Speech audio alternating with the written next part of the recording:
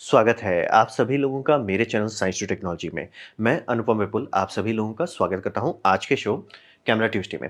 आज हम लोग बात करेंगे is red digital cinema evil. मतलब क्योंकि रिसेंटली रेड के बारे में बहुत सारा चीज़ सामने आ रहा है जो मतलब लग रहा है कि भैया रेड एक अच्छी कंपनी नहीं है, मतलब नुकसान कर रही है पूरी कैमरा इंडस्ट्री को। तो उसको समझते हैं। तो रेड डिजिटल सिनेमा जो है वो 2005 में स्टार्ट हुआ था, 18 साल हो चुका है इसका। तो इनका जो पहला कैमरा था वो लॉन्च किया गया था 2007 में, ठीक है ये। और बात ये समझिए कि ऐसी बात नहीं कि ये पहला डिजिटल सिनेमा कैमरा था। डिजिटल सिनेमा कैमरा बहुत कंपनी बहुत पहले से बहुत बार ट्राई किए थे। बस दिक्कत हमेशा ये आता था कि सेंसर जो है बम बम, सेंसर में कभी दिक्कत नहीं था कि सेंसर नहीं कर पाता। और खास तौर पे शुरू-शुरू में तो कई बार 3 सीसीडी इस्तेमाल किया जाता था, तो सेंसर में कभी दिक्कत नहीं होती। दिक्कत हमेशा होता था डेटा स्टोरेज में, यानी कि आप उस सेंसर आराम से हाई मेगापिक्सल बनवा सकते थे उस टाइम, यील्ड खराब होता, दाम बहुत ज़्यादा तो बना सकते। मेमोरी में दिक्कत होता, मतलब कुछ जो स्टार्टिंग वाले कंपनी बनाती बहुत बड़ा होता था और सिर्फ 10 मिनट तक का रिकॉर्डिंग रख पाता था, मतलब डेटा कैपेसिटी। क्योंकि आपको पता होगा ये, अगर आप अर्ली 2000 का बात करें, डीवीडीज़ की द ज़माना था, तो वहाँ पे कहाँ से स्टोरेज करते? तो दिक्कत वही था कि मतलब टेक्नोलॉजी भी नहीं था और किसी के पास कोडेक्स भी नहीं था। और वही हमेशा लिमिट करता है। सेंसर में प्रॉब्लम नहीं था, लेकिन सिनेमा में लोग क्यों नहीं यूज़ करना चाहते थे? बात था कि जो फ़ाइल निकलता था सेंसर से वो बम-बम, लेकिन जब आप स्टोर करते थे, उसे एडिटिंग-वेडिटिंग तब तक वो कंप्रेशन दिखता था। तो बहुत सारी कंपनी ट्राई की, लेकिन कोई ठीक से सक्सेसफुल नहीं हो पाया। तो बहुत सारी स्टार्टिंग में एक ऑप्शन निकला कि भैया एक तो अलग से बॉक्स बनाओ जिसमें आप डेटा रिकॉर्ड करते हो। रेड के पास जो सबसे बड़ा बात था कि वो पहली बार ट्रूली भरोसेमंद कैमरा बना पाए जिसमें कंप्रेस्ड रॉ, मतलब जनरली रॉ को ऐसे हम लोग उस टाइम से पहले तक ऐसा था, रॉ का मतलब पूरा चीज़ कैप्चर करो तब जो करना है करो। इनका था कि कंप्रेस्ड रॉ, ताकि वो एसएसडी के अंदर फिट हो सके और उस पे आप एडिटिंग कर सको। और आप बोलेंगे रॉ में कंप्रेशन मारे तो एडिटिंग कैसे हो रहा है? यही उनका तिगड़म था कि कंप्रेस्ड है, लेकिन फिर ये ऐसा किया जा सकता है, मतलब समझिए कि थोड़ा-सा फिडेलिटी कम होता है, लेकिन ऑलमोस्ट मेजॉरिटी डेटा इंटैक्ट रहता है। तो ऐसा वही करने का कोशिश किया गया। तो रेड पहली बार एक सिनेमा कैमरा ढंग से बनाया जो डिजिटल था और भरोसेमंद, और उसमें ये नहीं था कि एक अलग से सर्वर लगा के चलते रहो ताकि उसमें फाइल जाता रहे। तो इसी से रेड डिजिटल कैमरा का गाड़ी खुला और अच्छा खासा स्पीड से वो आगे बढ़ते गए। और फीचर सेट के मामले में बम-बम फीचर देते हैं। फीचर में इनकी कोई कमी नहीं होती, फीचर खूब देते हैं। तो फिर बात करते हैं कि पहली बार लोगों को कहाँ लगा कि भैया रेड कुछ गड़बड़ है।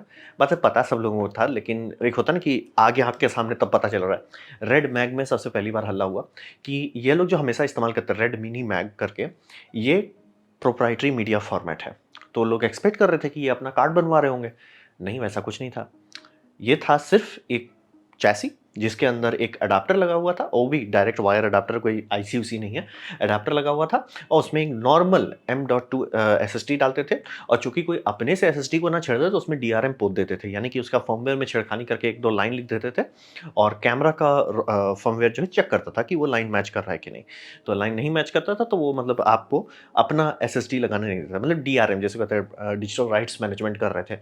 ज़रूरत नहीं था, ज़बरदस्ती का लूट रहे थे। और बात ये समझिए कि रेड इकलौती अजीब जैसी कंपनी है जो इतनी बड़ी होने के बाद भी, कि रेड का है, रेड का नाम है, लोग पे कर रहे हैं, फिर भी वो ज़बरदस्ती का रिडंडेंट रिकॉर्डिंग नहीं देते हैं। यानी कि आप कभी भी फ़ाइल को 2 जगह पे एक साथ नहीं रिकॉर्ड कर सकते और ऐसा कभी भी सिनेमा में नहीं किया, मतलब फिर नेगेटिव के टाइम में कोई ऑप्शन नहीं था तो वो करते थे। लेकिन जनरली हमेशा होता है कि आप डिजिटल फ़ाइल अगर कर रहे हो तो 2 बार बनाओ। क्यों? क्योंकि कार्ड आज नहीं तो कल खराब होता है। कैसे पता कि खराब होता है? भाई ये इतना खराब होता है कि रेड में जाएँगे, वहाँ पे एक पूरा पेज है कि अपना फ़ाइल कैसे रिकवर करें, कैसे अपना रेड मैग हमारे पास भेजें, हम उसे रिकवर कर देंगे। बात है कि अगर वो क्यों ज़रूरत पड़ रहा है आपको इसको करने का? डेटा रिकवरी हमेशा लास्ट ऑप्शन होना चाहिए। पहला ऑप्शन नहीं होना चाहिए कि आपका फ़ाइल उड़ा क्यों? फ़ाइल उड़ना नहीं चाहिए था। क्यों उड़ गया? एक ही पॉइंट पे सेव था। तो दूसरा बैकअप क्यों नहीं था? हर मतलब देख लीजिए, हर कैमरा में, चाहे वो कैनन का हो, निकॉन का हो, सोनी का हो, पैनासोनिक का हो, जिसका भी हो, फूजी का भी हो, सब लोग जानते हैं कि भैया डुअल रिकॉर्डिंग होना चाहिए। ये कॉमन सेंस है। आरई में भी डुअल आता है। इसमें इकलौता कि नहीं, हम नहीं देंगे, हम आपको डेटा रिकवरी देंगे। ऐसे करके वो लोगों को मूर्ख बनाते थे। लेकिन बात होता है कि डेटा रिकवरी जो है ना, इसका सीधा मतलब हो रहा है कि आप एफयू कर दे रहे हो कस्टमर को, कस्टमर तुम मराओ। क्योंकि उससे दिक्कत होता है कि आपका समय जाता है और प्रोडक्टिविटी जाता है। ये दोनों चीज़ पैसा से वापस नहीं आ सकता। आप आराम से पैसा शुरू में लगा सकते हो कि भैया मैं 2 कार्ड में रख रहा हूँ। हो सकता है, कुछ भी खराब हो सकता है दोनों फेल हो जाए, लेकिन उसमें चांसेस बहुत कम होते हैं। एक पे गारंटीड है कुछ ना कुछ खराब होगा, जो कि इनके फोरम में ही चाहिए आपको पता चल जाए कितना खराब होता है। अगर 2 रहता है तो चांसेस रहता है कि 1 तो बचा रहता है। और वही है 2, मतलब इतना अच्छा चांस बढ़ा देता है कि सब कोई डबल रिडंडेंसी पे चलते हैं। इनका है कि भैया हम नहीं करेंगे, हम नहीं देंगे। आपको रोना है आप रो, नहीं तो रीशूट करो। और रहा बात की, अगर आप बड़ी कंपनी में काम कर रहे हैं या बड़ा शूट कर रहे हैं, वो बहुत महँगा पड़ सकता है आपको कि भैया कार्ड लटक गया। क्योंकि आप टैलेंट जो मान लीजिए आपका कैमरा बहुत महँगा आपको लग रहा है, आराम से जो आप टैलेंट को ला रहे हैं, कोई बड़े-बड़े एक्टर एक्ट्रेसेस को ला रहे हैं, तो भैया वो सब टैलेंट का दाम देखिएगा और वो टैलेंट को आपको दोबारा अगर रीशूट करना पड़ा क्योंकि मेमोरी स्वाहा हुआ था, बहुत नुकसान होगा और बहुत ज़्यादा नुकसान होता है एक्शन सीन्स में क्योंकि एक्शन सीन का रीटेक नहीं कर सकते। तो ये समझना बहुत ज़रूरी है कि इस तरह का मतलब कि कस्टमर जाए मेरे को क्या लेना था? जबकि सोचिए इससे पैरेलल में छोटे दाम में, महँगे दाम में, हर में रिडंडेंट है, रेड का कि हम नहीं करेंगे, क्या कर लोगे? हमारा ही खरीदोगे और हमारे पास ही आओगे। तो ये बात जो है मतलब था, पहले से था, ऐसा बात नहीं कि रेड पहली बार हुलू-लुलू किया, था। लेकिन 2019 में ये थोड़ा पब्लिक के सामने धड़धड़ा के आ गया और ये समझिए जिनी मैग एक कंपनी थी जो इनके लिए अल्टरनेट बनाती थी कि हमारा खरीद लीजिए रेड मैग की जगह पे। तो उन्होंने एक्सपोज़े वीडियो टाइप बनाया। मतलब वो थोड़ा अपना भी सेल करना चाह रहे थे और थोड़ा मतलब सच भी दिखा रहे थे। तो बात था कि इसके बाद हुआ लोगों का कि नहीं भैया आप तो सिर्फ मूर्ख बना रहे हैं, मतलब शुद्ध मूर्ख बना रहे हैं। क्योंकि ये ऐसा नहीं कि ये एसएसडी इंडस्ट्रियल ग्रेड है या बहुत हाई एंड है या आप इसका फर्मवेयर में आपने चाहिए, ये तो मतलब समझ लीजिए आपका फैट सिस्टम पे चल रहा है, फैट 32 पे चल रहा है। 4 जीबी से ज़्यादा बड़ा फाइल ये रिकॉर्ड भी नहीं कर सकता। 4 जीबी का फाइल बनता है, फिर दूसरा 4 जीबी का बनता है और वो सब स्ट्रेचिंग सॉफ्टवेयर का बैंड बजाने लगता है। मतलब बकायदा घटिया सिस्टम है। मतलब कि इतना पैसा लगा के और इस पे हल्ला कर आहा! क्या हल्ला कर रहे थे कि ये हमारा प्रोप्राइटरी है, हम हुलू-लुलू कर रहे हैं, हम झिंगा-लाला कर रहे हैं, हम ये कर रहे हैं, वो कर रहे हैं, कुछ नहीं कर रहे हैं सर, आप सिर्फ़ लोगों को मूर्ख बना रहे हैं। और जब लोगों के सामने कोई खोल के होता है ना कि पता सबको रहता है कि हमें मूर्ख बनाया जा रहा है, लेकिन एक बार दिखा दे कोई देखो ये करके कर रहे हैं, तो लोग का मतलब एकदम वो हो गया कि भैया ये तो आप अतई मतलब एक होता है ना कि थोड़ा-सा लूटो, थोड़ा तुम खाओ, थोड़ा हम खाएँ। ये नहीं होता कि भैया आप $1450 में ये अभी आज वीडियो बनाने टाइम मैंने कैप्चर किया डेटा $1450 में आपको 480 जीबी का डेटा देंगे ये। अब उसको कंपेयर करते हैं। एक होता है ना कि तुम क्या कर लोगे? एक वो भी बात आती है कि ठीक है, अगर आप इतना पैसा ले रहे हो तो क्या इसका कोई अल्टरनेट है? तभी ना आप जानोगे कि सही कर रहे हैं या गलत कर रहे हैं। एग्ज़ाम्पल देते हैं केफिनिटी का। केफिनिटी के पास भी उनका भी वही आया, ये उन्हीं का कैमरा है केफिनिटी का। इनमें भी वही हुआ कि एसएसडी ही लगाना पड़ेगा तभी डेटा कैप्चर हो सकता है, ठीक है? तो इन्होंने ये बनाया। अब बोलोगे ये भी प्रोप्राइटरी है? ये चैसी जो दिख रहा है वो प्रोप्राइटरी है, ये बात सही है, लेकिन उसके अंदर जो लगता है वो एनवीएमई लगता है। ये सेटा है, यानी कि कितना भी हाई तौबा कर लिए 600 मेगाबिट्स पर सेकंड से ऊपर नहीं जा सकता। ये जो है आराम से 3-4 तक जा सकता है, गीगा। तो वो बहुत तेज़ चलता है, पहला तो वो हो गया। दूसरी बात उसमें यूएसबी-सी भी दिया हुआ है, यानी कि ये मैगज़ीन आप निकाले, ठीक है? इसको यूएसबी-सी लगाइए, धड़ाक से कंप्यूटर में आपको कार्ड रीडर की ज़रूरत नहीं है। उनको पता था कि बहुत लोगों को दिक्कत होता है कार्ड रीडर से। मतलब जो भी मैक के साथ मैग रीडर खरीदना पड़ता है, वो सब कोई टेंशन मत लें, हमारा निकालिए, पटाक से कीजिए। और अगर आपको ये दाम महँगा लग रहा है, $1000 का ये लग रहा है, 1000 में ये 1 टेराबाइट दे रहे हैं, ठीक है? और प्लस उससे ज़्यादा हाई स्पीड दे रहे हैं और उसमें आपका जो यूएसबी है, वो भी एकदम बेसिक यूएसबी 3 नहीं है। वो थोड़ा एडवांस यूएसबी 3 है, तो 10 जीबीपीएस तक जाता है, यानी कि अराउंड 1 गीगाबाइट का फाइल कॉपी आप कर सकते हैं पर सेकंड। तो वो भी काफ़ी अच्छा दे दिए हैं और उसके बाद काफ़ी लोग कहने नहीं यार मैं अपना एनवीएमई लगाना चाहता हूँ, कोई टेंशन नहीं है। ये अराउंड $200 के आसपास में आपको ये कार्ट्रिज सेल करते हैं, उसमें आप अपना लगाओ। या तो इसी को ऐसा कर लो कि इसको आप यूज़ कर रहे हैं, जब मतलब आपने कैमरा खरीदा, आप उसको यूज़ किया, कुछ साल बाद हुआ कि यार एनवीएमई का दाम घट रहा है, मैं बदल लेना चाहता हूँ, कोई टेंशन नहीं, खोलिए, दूसरा लगाइए, खुश रहिए। ये होता है सही तरीका से करने का, ये होता है चूना लगाने वाला तरीका। तो चूना लगाने वाला एक होता है ना कि एक पॉइंट के बाद लोग बोलते हैं, "भाई पूरा घर चूना से नहीं बन सकता ना सर।" मतलब थोड़ा ईंटा सीमेंट डालो, उसके ऊपर चूना लगाओ। ये कोई बात नहीं होता कि ईंटा सीमेंट की जगह सिर्फ चूना लगाओ। तो ये रेड मैक जो हुआ, पहली बार आया पब्लिक में, थोड़ा-सा हो गया लोगों को कि नहीं यार तुम बहुत ज़्यादा लूट रहे हो। और इसी टाइम में अगर आप एमकेबी एचडी का देखें या लाइनस टेक्टिव्स का देखें या बहुत सारे और यूट्यूबर्स जो घुसे थे रेड में, बहुत ज़्यादा रेड से परेशान रहते हैं क्योंकि रेड बहुत बार एरर आउट करता है क्योंकि इसमें जो डीआरएम होते हैं वो डीआरएम के चलते अब रिलायबल नहीं था। तो लिटरली कई बार कार्ड रिकॉर्ड नहीं कर रहा है, fail to read, fail to read, fail to read, बहुत कॉमन मीम बन गया था, इतना खराब चल रहा था। तो वही समझिए, ऐसा नहीं बोल रहा हूँ कि कैफिनिटी में कोई प्रॉब्लम है, लेकिन देखिए वो रास्ता मतलब एक होता है ना कि अरे थोड़ा तुम खाओ, थोड़ा हम खाते हैं। उनके में वो है कि भैया ठीक है, हमको आपको प्रोप्राइटरी बनाना है तो ऐसा प्रोप्राइटरी बनाते हैं जिससे आपको हेडेक ना हो, हमें हेडेक ना हो। प्रोप्राइटरी दे रहे हो तो उससे कोई फ़ायदा आपको भी दे देते कि भैया सीधे कार्ड निकालिए, यूएसबी में लगाइए, काम खत्म, लोड मत लीजिए।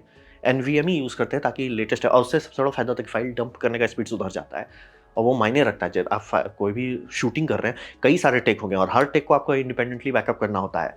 तो ऐसा नहीं होता कि उसी में रहने दो क्योंकि कुछ उड़ गया, गड़बड़ हो जाएगा, तो निकालिए, डंप कीजिए। फाइल डंप कितना कर सकते, इसको इसका मैक्सिमम स्पीड से भी ये डबल चलेगा। तो वही वाली बात होती है और दाम भी सस्ता है। वो 1 टेराबाइट आपको 1000 का दे रहे हैं, ये आधा टेराबाइट आपको 1400 का दे रहे हैं और ऊपर से इसके लिए आपको मैगज़ीन अलग से खरीदना पड़ेगा जिसमें आप लगा के रीड कर सको। इसमें सर जी यूएसबी-सी है, काहे लोड ले रहे हैं? तो वही समझिए, यहाँ यहाँ पे लोगों को लगा कि एक होता है ना चूना लगा दिए, बहुत ज़ोर से लगा रहे थे। अब आते हैं जिसके कारण से काफ़ी सारी सिनेमा कंपनीज़ इनसे बहुत ज़्यादा नफ़रत करती है, वो हो गया रेड रॉ। तो रेड रॉ ये समझिए कि ये पहली बात था जिन्होंने ढंग से सॉर्ट किया, जो मैंने बताया था कि पहला सिनेमा कैमरा था जिन्होंने रॉ इन बॉडी रिकॉर्डिंग शुरू किया। इन बॉडी यानी कि बॉडी है, उसके अंदर ही सब चीज़ है। बाहर से आपको एडाप्टर लगा के करने की कोई ज़रूरत नहीं है। जैसे कि आप लोग बहुत सारे देखते हैं ना कि निंजा व्हील लगा के रिकॉर्डिंग करो, वो सब करने की ज़रूरत नहीं है। ये पहली बात है। तो किसी तरह इन्होंने पेटेंट का लैंग्वेज ऐसा लिखा, ये लॉयर्स का काम होता है। उन्होंने किसी तरह लैंग्वेज ऐसा लिख दिया है कि इनडायरेक्टली कहें तो इनका पेटेंट है कि डिजिटल कंप्रेस्ड रॉ रिकॉर्डिंग ही इनका है। मतलब इनके सिवा कोई कर नहीं सकता ये रिकॉर्डिंग। इन बॉडी कोई कर ही नहीं सकता। किसी तरह इन्होंने ऐसा लिखवा दिया। ये ऐसा बात हो गई ना कि जैसे अगर आप कैमरा लेते हैं, कैनन का खरीदते हैं, तो कैनन का अपना रॉ फॉर्मेट है, फाइल्स इमेज फाइल के लिए बात कर रहा हूँ। वहीं आप निकॉन लेते हैं, उसका अपना होता है, सोनी का लेते हैं, उसका अपना होता है, सब कंपनी का अपना होता है, क्योंकि हर कंपनी अपना अलग एल्गोरिदम लगाती है। एल्गोरिदम से पेटेंटेड प्रोटेक्शन मिलता है, ठीक है, बल्ले बल्ले। लेकिन इस बात पे पेटेंट कैसे लगा ली कि भैया आप रॉ रिकॉर्ड कैसे कर ले रहे हो बॉडी में? नहीं, वो हमारा पेटेंट है। ये बात बहुत बहुत ही गलत बात है। ये ऐसा बात हो गया ना कि एक होता है एडिसन, एक हो गया आपका टेस्ला, दोनों ने बल्ब बनाया, लेकिन किसी ने ये चीज़ पे पेटेंट नहीं कर दिया कि बिजली से लाइट निकालने को पेटेंट हम कर लेते हैं। वो आप नहीं कर सकते पेटेंट। आप कैसे निकालते हो, आपका पूरा डिज़ाइन क्या है, आर्किटेक्चर क्या है, वो आप पे पेटेंट कर सकते हो, लॉजिकल होता है। लेकिन एक होता है ना कि नहीं, नहीं, देखिए वीडियो रिकॉर्ड कर रहे हैं ना, वो हमारा पेटेंट है। वो लोग बोले भाई क्या फूक के आए हो? तो किसी तरह इन्होंने ट्रिक मार लिया। अब ये बहुत अर्ली बात थी, बहुत अर्ली में लिया, लेकिन ये पेटेंट मार दिया। अब इसके बाद ये साइड इफेक्ट हो रहा है कि कोई भी और कंपनी इसका अपने सिनेमा कैमरा में भी, किसी भी कैमरा में रॉ नहीं दे सकती इन बॉडी। इसीलिए अगर आप सिनेमा कैमरा में देखें, उसमें भी कई बार आपको बाहर एक्सटर्नल मिल जाएगा। और इसको बाईपास करने के लिए अगर आप आरी का देखेंगे, तो आरी वीडियो नहीं रिकॉर्ड करता, स्टिल्स रिकॉर्ड करता। तो अगर आप 60 FPS में आरी में शूट करेंगे, 60 फ्रेम रिकॉर्ड होगा उसमें, मतलब लिटरली हर इमेज रिकॉर्ड होगा। क्यों? वो कह रहे हैं भैया हमारा इमेज है, वीडियो तो है ही नहीं। हाँ, उसको डाल के आपको दोबारा स्टिच करके वीडियो बनाना पड़ता है, बट हो जाता है। वो ऐसे करके उन्होंने बाईपास किया इनका पेटेंट। तो यही समझिए बहुत बहुत ही ज़्यादा अजीब चीज़ पे इन्होंने पेटेंट मार लिया सक्सेसफुली। और इनका लड़ाई सोनी से हुआ। वो पूरा सोनी का क्लेम करवा रहे थे कि ये सिनी अल्ट्रा सीरीज़ को डिस्ट्रॉय करवाइए। कोर्ट से मांग रहे थे ऑर्डर। कोर्ट बोला थोड़ा ज़्यादा नहीं फूंक लियो, मतलब जिता दिए कि ठीक है तिगड़म, लेकिन दोनों में सेटलमेंट कराया गया।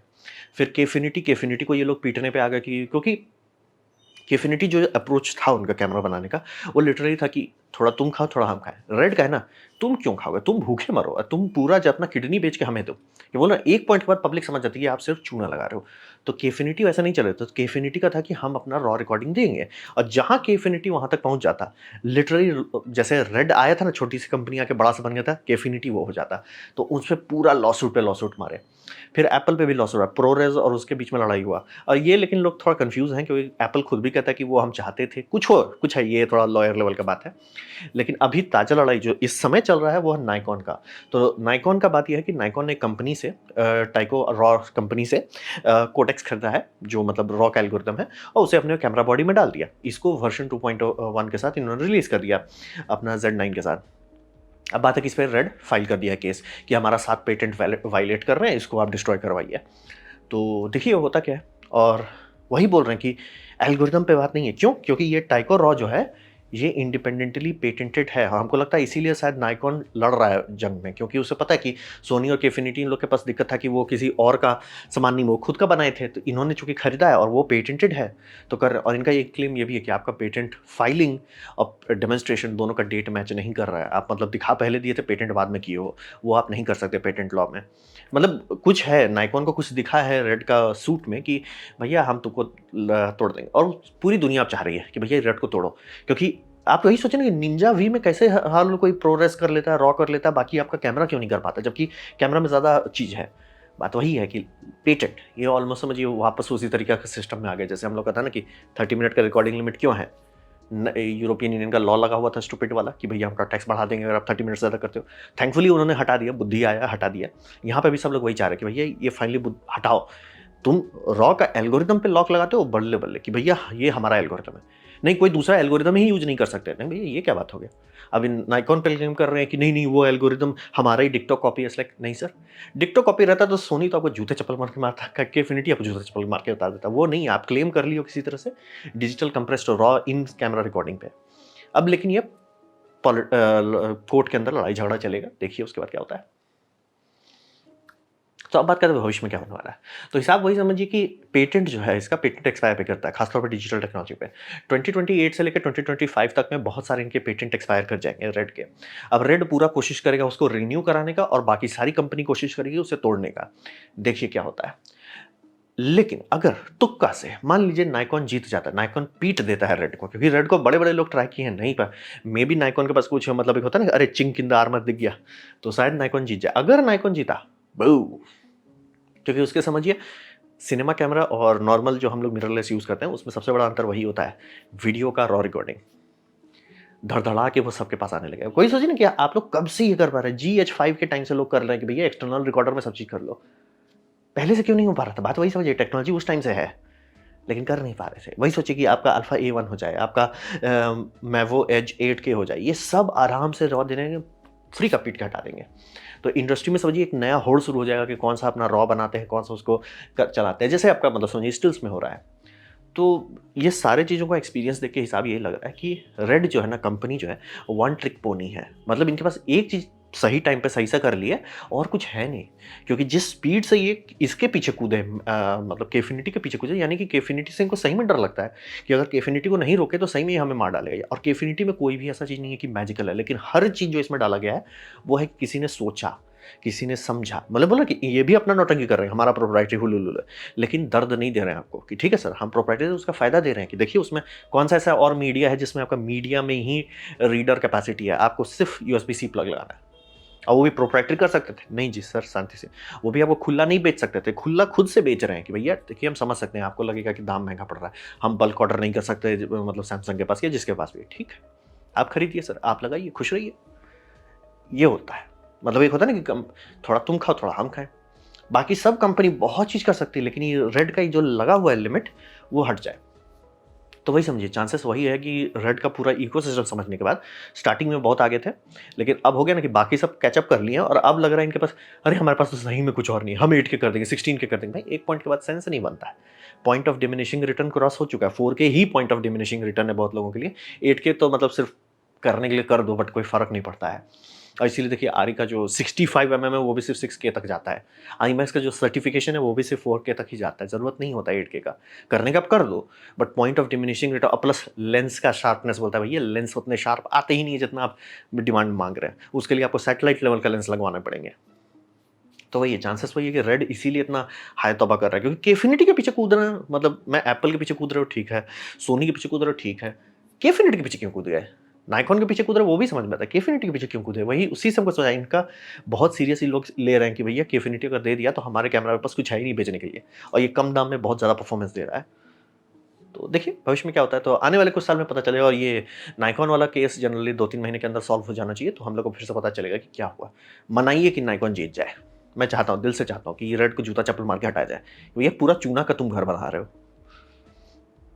तो ये था मेरा प्रेजेंटेशन, रेड कैमरा कंपनी को सब लोग ईवल क्यों मानते हैं। उम्मीद करता हूँ आपको अच्छा लगा, कुछ सीखने मिला, कुछ समझ में आओ। अगर ऐसा है, लाइक कर दे, दोस्तों से शेयर कर दे, उससे मेरा काफ़ी भला होगा। नहीं अच्छा लगा, नहीं पसंद आया, कोई बात नहीं, आप डिसलाइक दबा सकते हैं। मैं कहूँगा डिसलाइक 2 बार दबाएं, उससे मुझे पता चलेगा कितना ना पसंद हुआ है। मैं आपसे कहूँगा कि कमेंट लिखें, मैं हर कमेंट को पढ़ने की कोशिश करता हूँ। आपसे कहूँगा सब्सक्राइब कीजिए, बेल दबाइए अगर आप फ्री हैं तो। आपने मेरा वीडियो देखा, जानकर मुझे बहुत खुशी हुई। धन्यवाद।